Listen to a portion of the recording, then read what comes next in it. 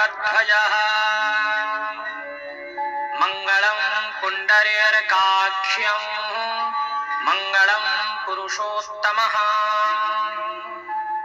माधवो माधवो वाक्यं माधवो माधवो हरिः स्मरन्ति साधवा नित्यं सर्वकार्येषु माधवम् ॐ श्री परमात्मने नमः यस्य स्मरणमात्रेण जन्म संसारबन्धनात् विमुच्यते नमस्तस्मै विष्णवे प्रभविष्णवे नमः समस्तभूतानां मादिभूताय भूप्रते अनेकरूपरूपाय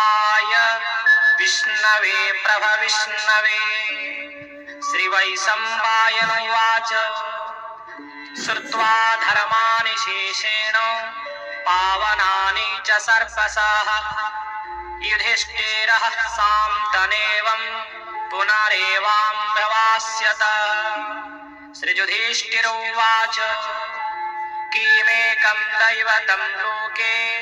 किं व्यापेकं परायणम् स्तुवन्तं कः कर्मजन्तु प्राप्नुयुः मानवः शुभम् को धर्मः सर्वधर्माणां भवतः परमो मतः किं जपञ्चुते जन्तु जन्म संसारबन्धनात् श्रीभीष्म